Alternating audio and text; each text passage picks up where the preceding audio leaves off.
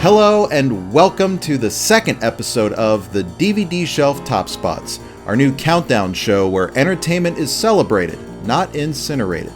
I'm your host David Rose, and hot off the heels of the first episode of Top Spots, where Andy Snyder counted down his top 10 favorite revenge scenes in modern foreign films, I will now take the reins with a countdown that's a little less beheady.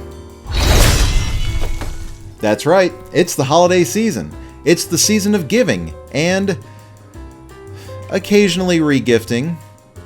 Oh, come on, we're all guilty of it.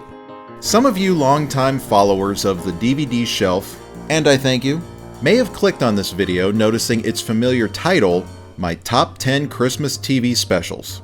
Way back in the year 2012, when times were simpler, I counted down my top 10 favorite holiday-themed television specials on an episode of the DVD Shelf Movie Reviews. A premise that doesn't really fit into the mold of that series real well, but is perfect for this new show, so consider the following episode a rechristening, if you will, as I proceed to replay my original list of favorite Christmas specials so it can now be considered an official installment of the DVD Shelf Top Spots. Why should I be put through such agony?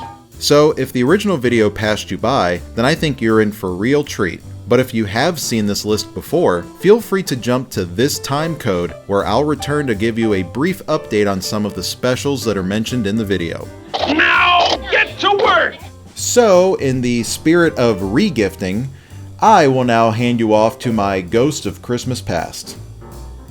Take it away, Turd Breath. Looking at the earliest notch in our Christmas special timeline, we begin with the 1964 animated adaptation of a department store booklet? Ironically, the Christmas icon that would become known as Rudolph the Red-Nosed Reindeer was created by a Jewish man, Robert Louis May, and in 1939, while employed as an advertising copywriter for the chain of Montgomery Ward department stores in Chicago, Illinois, he was given the assignment to come up with a new cheerful holiday story that could be published by the store into small booklets and handed out to customers around the holiday season. Much akin to the time-honored "'Twas the Night Before Christmas" poem, May wrote his new story in rhyming stanzas. But what many aren't aware of was that his original story was more than just the lyrics to the now famous song, even though it is the same basic tale of how a young ostracized reindeer ends up saving Christmas with his red glowing nose. It wasn't until later that Robert Mays' brother-in-law, songwriter Johnny Marks, condensed the original story and wrote the lyrics and music into the legendary song that we are most familiar with today. In 1949, Marx's musical adaptation was famously recorded by actor and country western singer Gene Autry and became a monster hit, turning Rudolph the Red-Nosed Reindeer into an endearing Christmas fixture. By 1964, Rudolph the Red-Nosed Reindeer had become a standard Christmas carol, so the brief tale was expanded into an hour-long television special created by famed animation duo Arthur Rankin Jr. and Jules Bass, and first premiered on December 6, 1964 on NBC. Nowadays, the Rankin-Bass production team was mainly known for its extensive series of animated holiday-themed specials, whether they were created with stop-motion animation or traditionally hand-drawn. But it was this popular Rudolph adaptation that started it all. Likely considered to be their most famous special, Rudolph greatly expands the original story with creative liberties that have since become as iconic as the song and story themselves. His beak blinks like a blinking beacon. Not only do we have a young Rudolph who is shunned by his peers for being different, but we're also introduced to Hermie, a young elf toy maker in Santa's workshop who dreams of becoming a dentist rather than spending the rest of his days manufacturing toys like the other elves. These two misfits run into each other and embark on an epic adventure where they meet up with characters that, well, have nothing to do with the original story. Like an abominable snowman, a rugged prospector, a band of unwanted toys, and some strange royal lion bird thing. Alright. The special also includes additional songs written by Rudolph's original composer, Johnny Marks, and folk singer Burl Ives is featured as our narrator, Sam the Snowman. What's the matter? Haven't you ever seen a talking snowman before? The look and feel of these characters were echoed in the 2003 Will Ferrell comedy, Elf, and I've always liked how the North Pole in that film harkened back to the stop-motion style of this special, which includes an obvious nod to Sam the Snowman. Also, the elves' outfits in Rudolph no doubt inspired the look of the elves' garb in the movie as well. This classic special is always easy to find around this time of year, whether sold individually on DVD and Blu-ray, or in a collection with other Rankin-Bass TV favorites. My copy in particular came with the 2004 Original Television Christmas Classics collection and includes several bonus features, such as a deleted musical number, a trivia game, a Spanish language audio track, a vintage TV ad, and a completely unnecessary Destiny's Child music video that dates this particular release pretty badly. All in all, the offbeat creative licenses taken to stretch the classic story into an hour-long TV special make it that much more memorable, and they also succeed at further strengthening the moral of the original story, teaching us that it's okay to be different, because the physical deformities you were born with may one day lead to Santa needing your help to guide his sleigh on Christmas Eve. Or something like that. I don't know, I never got it. Well, it needs work. I have to go. Next up on the Christmas special timeline, we come to the December 9th, 1965 premiere of a quintessential holiday classic that I personally consider to be the benchmark for nearly all Christmas specials that followed. Merry Christmas, Charlie Brown! Funny enough as it is, what would result in the timeless classic A Charlie Brown Christmas originally began as a sticky situation for TV producer and documentary filmmaker Lee Mendelson. In the spring of 1965, Mendelson received a call from a New York-based ad agency saying that one of their biggest clients, the Coca-Cola Company, was interested in sponsoring a possible new TV Christmas special. Having collaborated with world-famous cartoonist Charles Schulz on a documentary about Schulz and his lovable creations, Mendelson jumped right to the thought of doing a Peanuts-themed special with Schulz. However, he was only given 1 week to present the final story outline to Coca-Cola. So in a mad panic, Mendelson phoned Schulz and gave him the news that in 6 months they must present a fully animated half-hour-long Peanuts Christmas special, which was no easy task considering that there had never been a Peanuts TV special before. Oh no, we're doomed! During the 1950s, Charles Schulz had worked with animator Bill Melendez on a marketing campaign for the Ford Motor Company featuring many of the Peanuts characters, so he suggested that Melendez be brought on as animator and director of the Christmas special. Here he comes! Attention everyone! Here's our director! After quickly hashing out the cartoon's story and animation layout, Melendez was steadfast on hiring actual children to play the voices for the Peanuts, as opposed to the typical usage of adult actors. The problem was that some of the kids were so young that they couldn't even read yet, so they were fed each of their lines one by one. Then the recorded dialogue would be spliced together later, giving the Peanuts kids their unique, strung-out cadence that has since become a trademark. Please note the size and color of each item, and send as many as possible. If it seems too complicated, make it easy on yourself. Just send money. How about 10s and 20s? Lo and behold, a Christmas miracle occurred as the Schulz-Mendelson-Melendez collaboration was able to meet the deadline, and A Charlie Brown Christmas first premiered on December 9th, 1965. Much to the surprise of the CBS executives who thought the special was shoddily put together and technically flawed, it was a massive critical and commercial hit, going on to receive a Primetime Emmy Award and even a George Foster Peabody Award.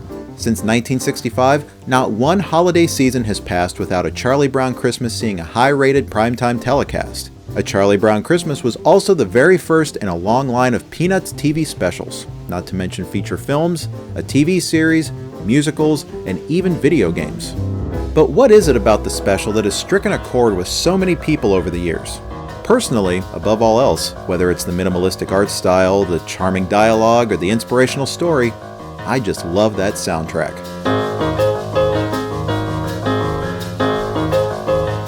It isn't truly Christmas without the bouncy and sophisticated compositions of Grammy-winning jazz musician Vince Guaraldi. As a kid, A Charlie Brown Christmas was just a fun watch with its cast of engaging characters who each brought their own unique personality to the table. But over the years, the more I heard about how impossibly quick this thing was put together, the more I appreciated this remarkable achievement as being a testament to the genius of the simplicity behind Schulz's creations, most notably the Charlie Brown character himself. Nobody sent me a Christmas card today. I almost wish there weren't a holiday season. I know nobody likes me. Why do we have to have a holiday season to emphasize it?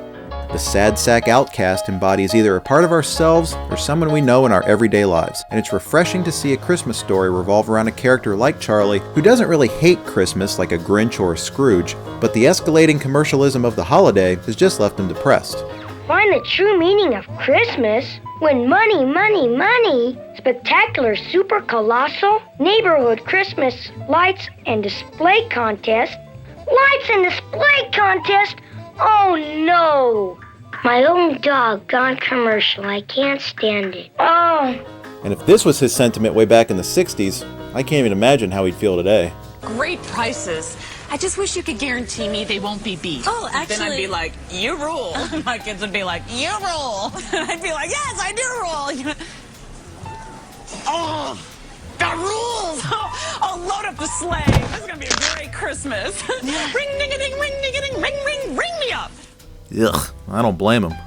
Anyway, you can easily find A Charlie Brown Christmas in several different ways, whether it be on DVD or Blu-ray. And even though the animation is a bit rough around the edges, the Blu-ray makes it look crisper than ever before. It's always cool to go back and watch old school cartoons in a high-def format and notice all the little shadows the painted animation cells cast on the backgrounds. On the individual DVD and Blu-ray releases, not only do you get a brief documentary on the making of the special, but you also get the bonus cartoon, It's Christmas Time Again, Charlie Brown, a semi-sequel that was produced in 1992. Additionally, you can also find A Charlie Brown Christmas within the 2-disc Peanuts 1960s collection.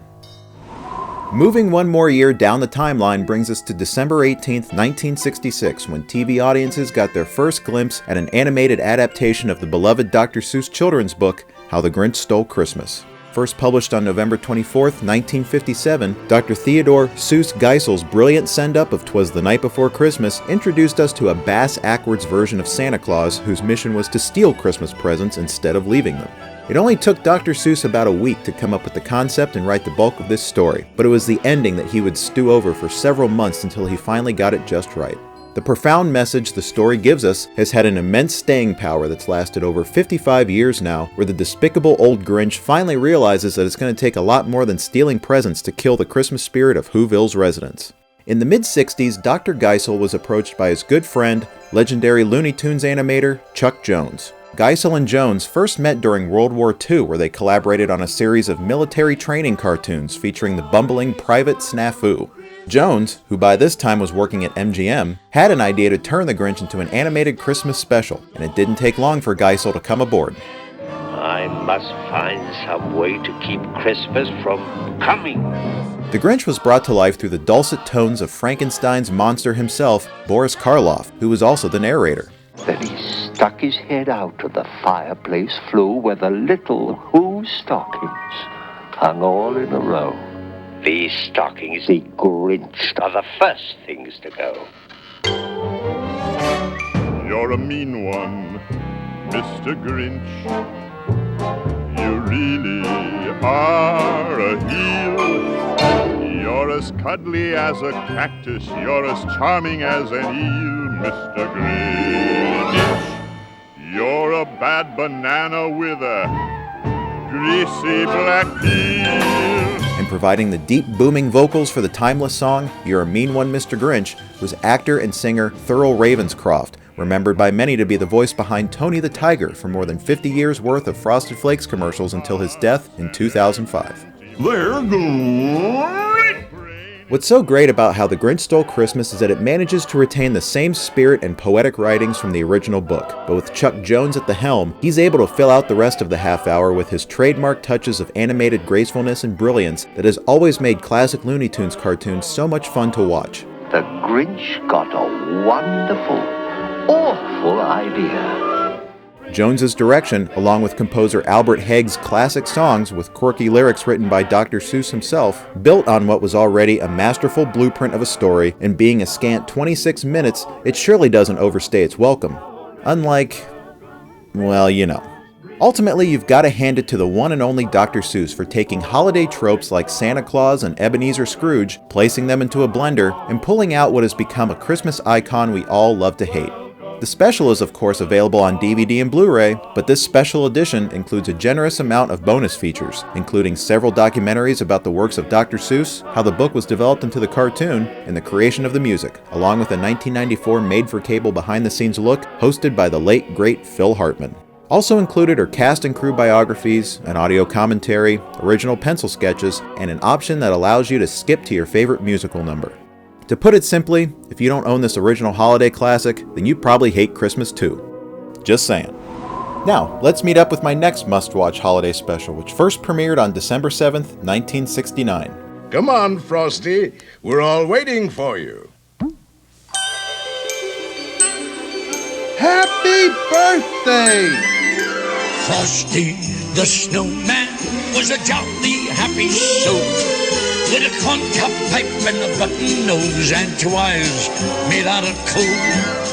Frosty the Snowman was another production from animation team Arthur Rankin and Jules Bass, only instead of making it another stop-motion feature, they decided this time to create it using a traditional hand-drawn style that was designed by Mad Magazine artist Paul Coker Jr. to give the special an illustrated Christmas card feel.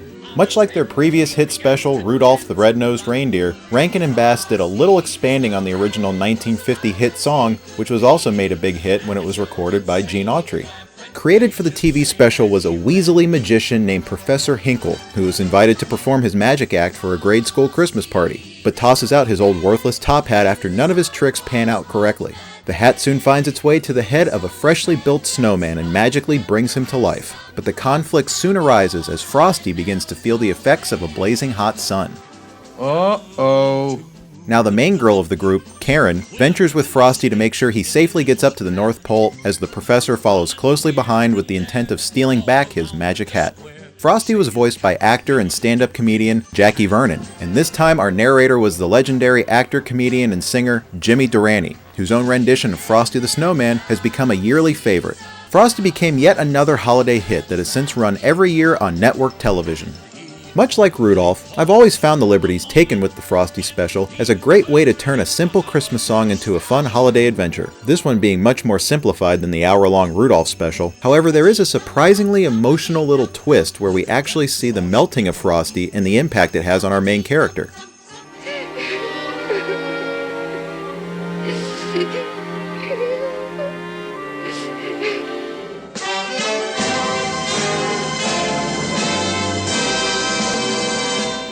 Well, that's kinda dark. In all seriousness, for the short amount of time we spend with these characters, this moment is pretty successful and has indeed become one of the most unforgettable emotional beats in the history of holiday specials. It's just a good way to teach your kids about death during this joyous holiday season. Of course, Frosty is available on DVD and Blu-ray, whether individually or in a set with other specials. My copy was packaged with Rudolph in this same 2004 collection, and includes as a bonus on the disc the 1992 indirect sequel, Frosty Returns, this one being directed by Peanuts animator Bill Melendez, with Frosty being voiced by John Goodman. And as classic as the original is, Frosty Returns is just kinda meh. Now let's fast forward all the way to 1983 with an Oscar-nominated Christmas special from the House of Mouse. Debuting in the US on December 16, 1983, Mickey's Christmas Carol started out as a short feature that ran in theaters ahead of the re-release of the 1977 animated Disney film The Rescuers, but dating back even further than that. The short film was originally a 1974 Disney record album release that included a handful of musical numbers, all of which were scrapped when it came time to animate the cartoon.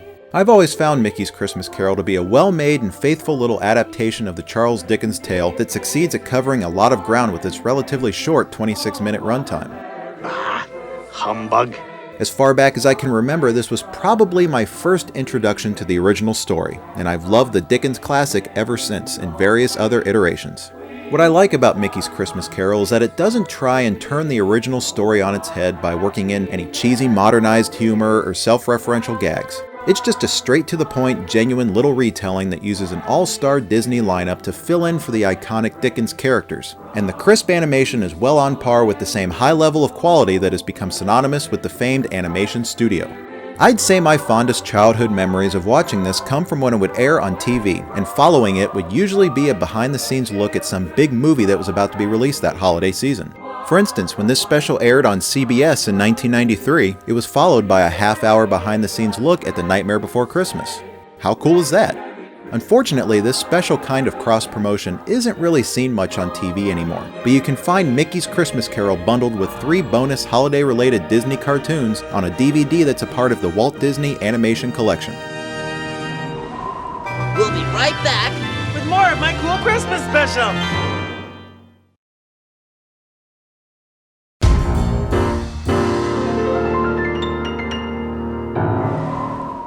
Moving on, we're about to travel into the core of late 80s pop culture with an extraterrestrial phenomenon that took our world by storm when he crash-landed here way back in 1986. Alf. Alf? Alf? My name is Alf.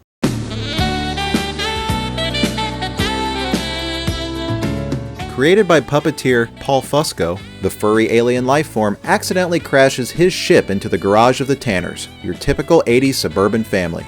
To hide him from the US government, they decide to let Alf move into their home, and as you might guess, all kinds of wacky hijinks and shenanigans ensued for 4 seasons as TV audiences ate him up. I said no soda pop.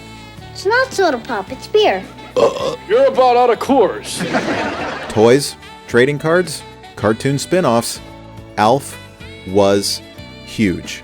Just ask hardcore hip-hop artist Eminem. He was a fan, and so was I. This show kicked ass back in the day, and even now I still think it's pretty funny. Interesting concept. During the height of Alf's popularity, a special hour-long Christmas episode premiered on December 14th, 1987. In this jam-packed story, the Tanners decide to spend Christmas in a cabin owned by an old friend of the family named George Foley. Alf accidentally gets locked in a truck full of toys that Mr. Foley plans to take to the hospital and give to sick kids. Alf befriends a terminally ill girl named Tiffany, and while disguised as a doctor, he helps a pregnant woman stuck in an elevator deliver her baby. Guy gets around. Sure, the story injects some of that trademark 80s family corniness, but it's the unexpectedly sad story that makes the episode so memorable. And on top of that, the George Foley character was played by character actor Cleavon Little, who's probably best known as the lovable Sheriff Bart from the Mel Brooks classic Blazing Saddles. But unfortunately, Little died from colon cancer only 5 years after appearing in Alf's Special Christmas at the relatively young age of 53. The show's bittersweet plot makes Alf's Special Christmas a unique holiday watch for the family and can be found on Disc 4 of the Alf Season 2 box set. Merry Christmas. Now, let's only move down the timeline 1 week later with the December 21st, 1987 premiere of Will Vinton's Claymation Christmas Celebration. Animation director and producer Will Vinton spent the 1970s honing his craft for what he would coin as claymation by creating an array of ambitious short films and even winning an Oscar for one of them in 1975. As his name got around, Vinton began hiring on additional animation assistants and would later form Will Vinton Productions. Going into the 80s, the popularity of his eye-catching style skyrocketed, where he was not only producing his own feature-length films, but his studio's work also showed up in major motion pictures like Disney's Return to Oz in 1985 and Michael Jackson's Moonwalker in 1988. The studio's memorable output in the world of advertising included the strange Domino's pizza mascot known simply as the Noid, and later on, the familiar computer-animated red and yellow M&Ms. But in 1986, the state of California's Raisin Advisory Board hired the Will Vinton Studios to produce quite possibly their most famous creation.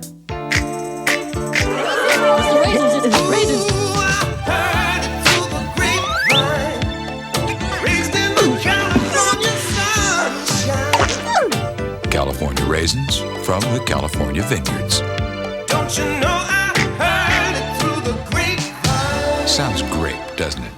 Modeled after 60s-era Motown groups, the California Raisins became a brief but hugely popular advertising juggernaut, spawning their own lines of merchandising, cartoons, TV specials, and even a hit song with their cover of Marvin Gaye's I Heard It Through the Grapevine. In 1987, the Will Vinton Studios produced a Claymation Christmas Celebration to run in prime time on CBS, which featured appearances by many characters that appeared in previous Will Vinton productions, most predominantly the California Raisins. The Claymation Christmas Celebration became a pretty decent hit where it was shown for several Christmases after that before fading into obscurity. And talk about nostalgia. I was extremely young when the California Raisins were at their most popular, but I surely remember them in this one-of-a-kind Christmas special. For years, this special was relegated to one of my family's old dust-collecting VHS tapes, and I'd actually forgotten about it for years. The memories came flooding back, though, when I took an all-new look at it after finding this DVD release, which not only includes the Christmas special, but also Will Vinton's Halloween and Easter specials, a gallery of production stills, and an audio commentary on the Christmas special from Will Vinton. Watching this special now, it's still beautiful animation to feast your eyes on, and the effort it must have taken to create this stuff is indeed mind-blowing. The Claymation Christmas Celebration was a forgotten favorite of mine that has now become a renewed holiday must-watch on DVD. Oh, and for any other Will Vinton fans out there, this 2-disc California Raisins DVD collection was released in 2011 and gathers up 2 vintage California Raisins TV specials, 4 classic commercials, and all 13 episodes from the 1989 hand-drawn animated series. Next up, we have one of my personal favorites. A calm, quiet, and subdued little show about a boy and his house. Who am I kidding? It's the Peewees Playhouse Christmas Special, and this wondrous piece of holly jolly zaniness first premiered on December 21st, 1988. Now during the 80s, Pee-wee Herman's popularity knew no bounds. Kids loved him, and adults loved him too. Inspired by kids' TV show hosts of his childhood, comedian Paul Reubens created his off-the-wall man-child character while he was a member of the Los Angeles comedy troupe, The Groundlings, during the late 70s and early 80s. Through Groundlings comedy shows, a popular HBO special, a hit big-budget movie, and an ambitious Saturday morning kids show, Pee-wee Herman quickly evolved from a rough comedy sketch act to a mainstream superstar and pop culture icon. Reubens immersed himself into his alter ego so fully that even in his public appearances and guest spots on talk shows, there was no Paul Reubens. There was only Pee-wee Herman. I'd like to finally just say that anybody who I stepped on to get to the top can come down here every day after this and step on me. A year after his 1985 box office smash hit, Pee-wee's Big Adventure, Reubens went on to create a wacky CBS Saturday morning kids show that the whole family ended up enjoying.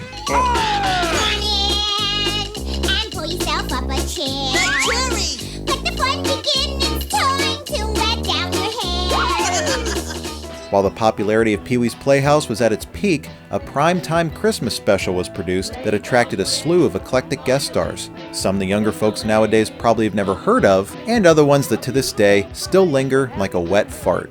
That's right, kids. Imagine back to a time when Pee-wee Herman was bigger than Oprah Winfrey. Merry Christmas, Oprah! I'm gonna have to call you back. I have Dinah Shore on the other line. Every minute of this thing drips with nostalgia for me, so I grew up taking for granted some, shall we say, interesting moments like singer Grace Jones essentially doing a striptease to the little drummer boy, or Pee-wee's own interpretation of the Spanish language. Feliz Navidad. That means Merry Christmas in Spanish. Say it. Feliz Navidad. Feliz Navidad. Feliz Navidad. Feliz Navidad. Feliz Navidad. Feliz Navidad. Right. Children in Mexico celebrate Christmas by breaking the piñata. You get to break things for Christmas? Pee-wee's Christmas Special is a mishmash of just about everything, and boy does it have me coming back every year wanting more. For the past 24 years, I've loved this special to death, and as I grew up, I'd start to catch on to the more adult humor. Hey, Missy Vaughn, come stand over me. Coming, Florrie, darling? Now don't get me wrong, I don't mean adult like it's too dirty for kids or anything. There just might be some jokes and gags that fly over their heads. Yellow snow! And come on, who doesn't love Morpheus as Cowboy Curtis? I've always wondered how a serious actor like Lawrence Fishburne has looked back on these days when he played the likable cowpoke. And it saddens me when I surf the web and see that this show is on many people's worst Christmas specials list. So in a way, I fully defend it by saying, of all these specials I've mentioned so far, the Pee-wee's Playhouse Christmas special is near the top of my list. But I don't just say that to defend it. This one has genuinely been a favorite of mine since the initial moment way back in 1988 where my impressionable little mind was first exposed to the bizarre awesomeness that was, and thankfully still is, Pee-wee Herman. You can find this 3-time Emmy-nominated special on this DVD that includes 2 audio commentaries, one by several of the lead performers and the other by a handful of the puppeteers. Merry Christmas,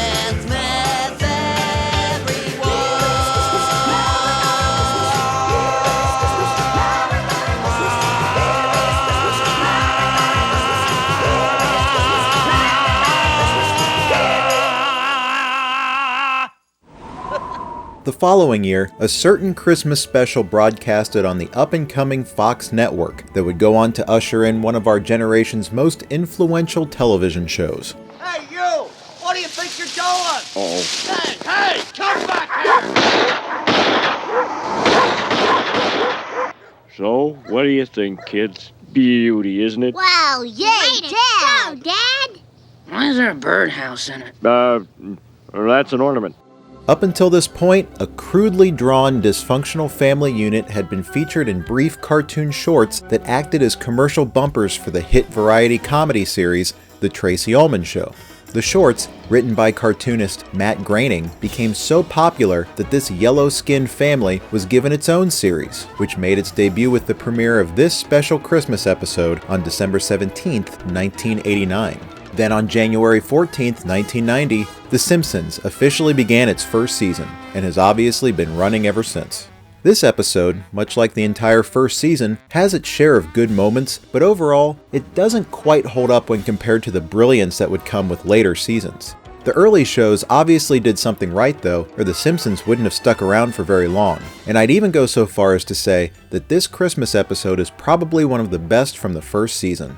Dasher, Dancer, Prancer, Nixon, Comet, Cupid, Donna Dixon. Sit down, Simpson. When Homer receives no Christmas bonus this year, he's forced to become a shopping mall Santa Claus to bring in some extra money. Ho, ho, ho! What is it now, Simpson? When do we get paid? Not a dime till Christmas Eve. And by the time the episode plays out, we know how they first got their beloved dog, Santa's little helper. Oh, can we keep him, Dad, please? But he's a loser! He's pathetic! He's a Simpson. The funny, Christmassy plot is what gets me to pop in this episode every year, besides the fact that it just makes me nostalgic for classic Simpsons. The episode, entitled Simpsons Roasting on an Open Fire, can be found on Disc 1 of the Simpsons Season 1 DVD box set. Hey, Santa, what's shaking, man? What's your name, partner? Little partner? Well, I'm Bart Simpson. Who the hell are you? I'm Jolly Old Saint Nick. Oh, yeah? We'll just see about that. We now come to the final Christmas-themed TV show on our timeline, and surprise, surprise, I'm talking about Batman. Have I got a show for you tonight? It's loaded with surprises, mystery guests, and Christmas cheer. November 13th, 1992 saw the premiere of a special Christmas episode of Batman the Animated Series entitled Christmas with the Joker. In fact, it was one of the earliest produced episodes in the series, and the very first one made that included Robin and the Joker. Jingle bells, Batman smelt, Robin laid an egg. The Batmobile lost the wheel, and the Joker got away.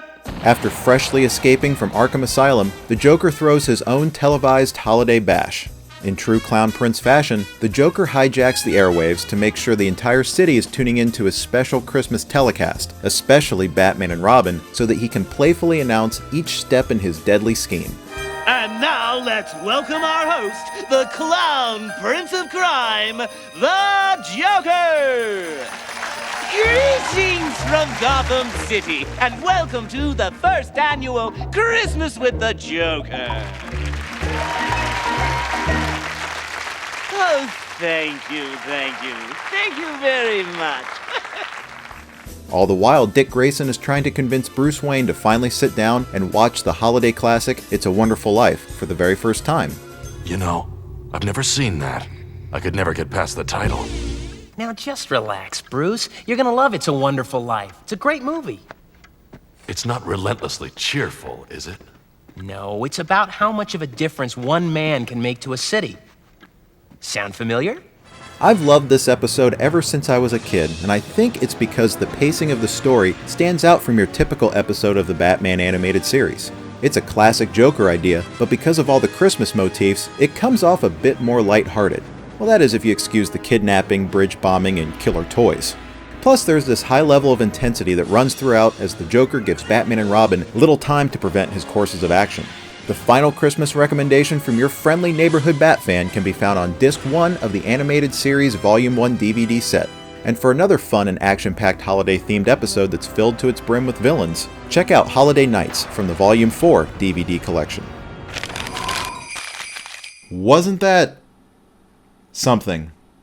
Now, of course, I still love all these specials and still consider them all must-watches during the holidays, but thankfully, now 4 years later, there are even better ways of watching some of them. Obviously, my old 2004 DVD collection of those classic Rankin Bass specials needed a high-quality and worthy HD upgrade, And in 2015, we got this fantastic anniversary collector's set on Blu-ray that includes the essentials like Rudolph, Frosty, and Santa Claus is Coming to Town, along with 4 additional features: Frosty Returns, Cricket on the Hearth, The Little Drummer Boy, and Mr. Magoo's Christmas Carol, which I already own separately and will certainly keep in mind for a possible follow-up list sometime in the future. Of course, all these specials look wonderful on Blu-ray, and it's nice to have a much more streamlined and shelf-friendly collection of these Christmas classics, along with a few additional ones my previous set didn't even have. As expected though, the bonus content is more kid-oriented with featurettes like trivia games, sing-alongs, and arts and crafts. So if nothing else, it's good babysitter material. Moving on to Mickey's Christmas Carol, one of my favorite and certainly one of the most concise retellings of the classic Charles Dickens story. In 2013, Disney did release it on Blu-ray for its 30th anniversary, but to this day, I never did pull the trigger on this one due to the horrendous reviews I'd read, along with its rather steep price. The picture quality in particular, from what I can tell, is quite a clumsy restoration where it looks like they just took the original footage, upscaled it, and digitally added smoothing that egregiously softens much of the original animation's finer details and natural film grain. To see a classic short with such beautiful animation be filtered to shit is heart-wrenching, but I figured I'd bring up the Blu-ray here, mainly as a warning to stay away from it. And until they ever come out with a better restoration of Mickey's Christmas Carol, I'll just stick with my original DVD, thank you very much. Last but surely not least, one of my all-time favorites, Peewees Playhouse Christmas Special from 1988 got a fantastic and somewhat unexpected remastering from the good folks at Shout Factory back in 2014. Well, not just the Christmas special, but all 46 episodes of Pee-wee's Playhouse, which got one of the most loving and richly detailed Blu-ray upgrades of a television series that I can think of. The original DVD transfer of the series was taken from old video masters and compressed with 2004 era technology. But I don't think anyone could have predicted how good every single episode would look in the newer Blu-ray set. Reportedly, every single episode was remastered and recompiled from the newly rediscovered original film negatives, and even all the 80s style green and blue screen effects were digitally recomposited and polished up. It's like the Star Wars special editions, only without all the terribleness. When compared to how fans were used to watching these old episodes on DVD, the colors on the Blu-ray are far more natural and the upgrade in clarity is simply jaw-dropping. With such a richly detailed show that brimmed with artistry and craftsmanship, Shout Factory's Blu-ray upgrade makes the show feel even newer now than it did back in the 80s, and the delightful Christmas special is no exception. The special is included as part of the Pee-wee's Playhouse Complete Series box set, but last year, Shout Factory went ahead and brought it out on its own disc, which is nice to avoid rummaging through the box set whenever I just want to watch this particular episode. Also included in the single disc release is the audio commentary that was originally recorded for the 2004 DVD and the featurette that was included in the Complete Series set that features interviews from the cast and crew about their memories of working on the show and the Christmas special specifically. At long last, one of my lifelong holiday favorites got the Blu-ray treatment it truly deserved, and we have Shout Factory to thank for the stunning effort. Well, that'll about do it for this episode of the DVD Shelf Top Spots. Thanks for joining me today as I revisited this old list, and keep an eye out next year because I'm already prepared to count off another 10 great holiday-themed TV specials. But for this Christmas, these were the top spots. Season's greetings. Hey, David Rose here. Hope you enjoyed that video because there are plenty more where that came from. And we'd really appreciate it if you hit that subscribe button and clicked on the notifications icon so you can get all of our latest content. Which reminds me, I should probably go make some.